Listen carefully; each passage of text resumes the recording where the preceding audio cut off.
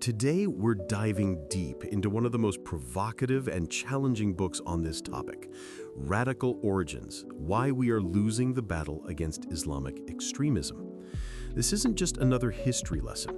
It's a forensic breakdown of how our fundamental misunderstanding of the enemy's motivation has led us into a strategic dead end. Strap in, because this is going to be an uncomfortable ride. What if everything we think we know about fighting Islamic extremism is wrong?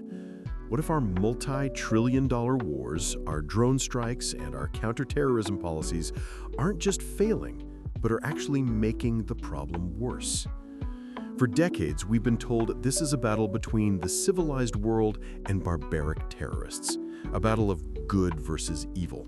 But what if that narrative itself is our greatest weakness? The central argument of Radical Origins is as simple as it is devastating. We are fighting the last war. We view groups like Al-Qaeda and ISIS through a 20th century lens. We see them as traditional political or military entities with a clear hierarchy, a desire for territory, and a list of negotiable demands. In short, we think we're playing a game of chess. But the book argues these groups are playing a completely different game. They're first and foremost an ideological and theological movements. Their primary goal isn't to hold a piece of land or win a political concession. Their goal is to spark a global spiritual revolution, an apocalypse. And our heavy-handed military response is, for them, not a setback, but a crucial part of their script. We hear our leaders say they hate our freedoms, but Radical Origins insists this is a profound misreading. They don't hate us for who we are, but for what we represent in their theological narrative, a godless, corrupt, and decadent civilization that must be purified through a final cataclysmic battle. Every time we drop a bomb that kills civilians, we hand them a recruitment poster. Every time we invade a Muslim country, we validate their claim that the West is on a modern-day crusade. We are, in the book's terms, useful idiots in their cosmic drama. The origins. It's not about poverty or ignorance. So where did this ideology come from? The book takes us back to the radical origins of the title. It argues that the modern jihadist movement isn't an organic bottom-up reaction to poverty or lack of education. In fact, many of its founding thinkers were highly educated: engineers, doctors, scholars. The core of the ideology was forged in the mid-20th century by intellectuals like Sayyid Qutb. While imprisoned and tortured in Egypt, Qutb wrote a radical reinterpretation of Islam. He divided the world into two camps: the party of God, his followers, and the party of Satan, everyone else, including so-called moderate Muslims. He introduced the concept of jahiliyyah, a state of pre-Islamic ignorance, which he said now described the entire modern world, including Muslim nations that didn't follow his pure, austere version of Islam. This ideology was supercharged by two key events. First, the Soviet invasion of Afghanistan. This was framed as a defensive jihad, and the West, seeing a Cold War advantage, funded and armed the mujahideen. We helped create the battlefield and the warrior culture that would later turn against us. Second, and more critically, was the stationing of U.S. troops in Saudi Arabia after the First Gulf War. For the extremists, this was the ultimate desecration, the Crusader armies on the land of Islam's two holiest sites. This act was the primary catalyst for Osama bin Laden's declaration of war against the U.S. It wasn't an abstract hatred of freedom. It was a specific theological outrage. The feedback loop, how we fuel the fire. This is where the book gets really bleak. It outlines a perfect, self-sustaining feedback loop of extremism. Let's break it down. Step 1, the provocation. A group like Al-Qaeda or ISIS carries out a horrific attack like 9/11. Their goal? To lure the Crusader West into a direct military confrontation in the heart of the Muslim world. Step 2, the predictable response.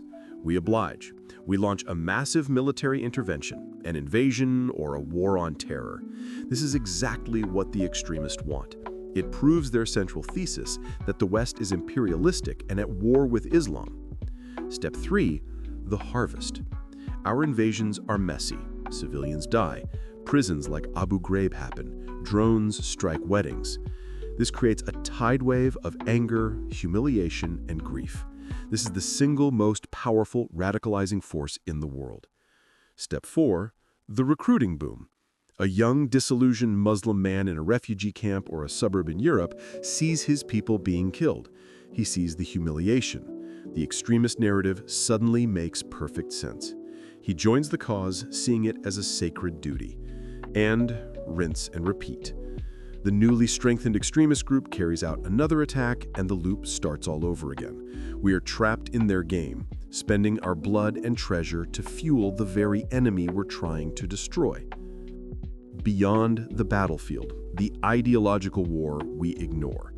Because we're so focused on the military whack-a-mole game, we are completely losing the real war, the war of ideas. Radical Origins argues that the heart of the extremist movement is its ideology, and the only force that can truly defeat a bad idea is a better, more compelling one. But we have ceded this battlefield almost entirely. The book states that the most effective critics of jihadism are not Western politicians, but other Muslims, former extremists, liberal reformers, and mainstream Islamic scholars who can deconstruct the theological arguments from within. They can point out the hypocrisy, the selective reading of texts, and the devastating real-world consequences of this ideology.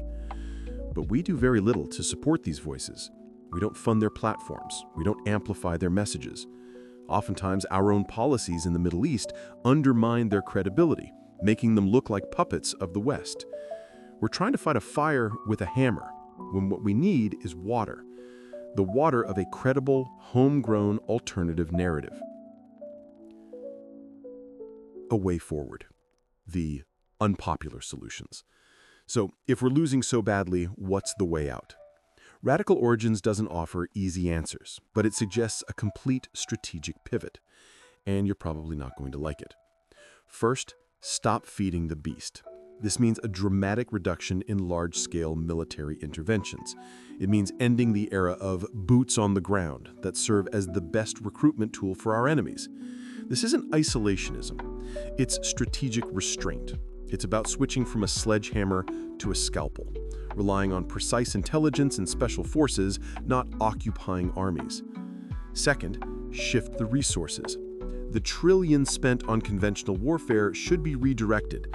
Invest in counter-ideology, funding and platforming the Muslim reformers and de-radicalization programs that are actually effective. Diplomacy and development, addressing the governance failures and corruption in the Middle East that create the fertile ground for extremism.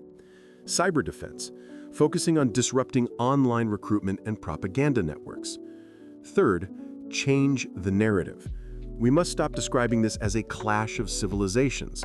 We must stop using language like radical Islamic terrorism, which plays directly into the extremist worldview that this is a religious war between Islam and the West. This is a war against a specific nihilistic ideology, not a billion-person faith. Radical Origins concludes with a sobering thought. We may not be able to win the war on terror in a traditional sense. This ideology, like a virus, may be with us for generations, but we can stop losing. We can contain it, marginalize it, and allow it to be defeated from within its own world. The path to victory isn't through more force, but through more wisdom.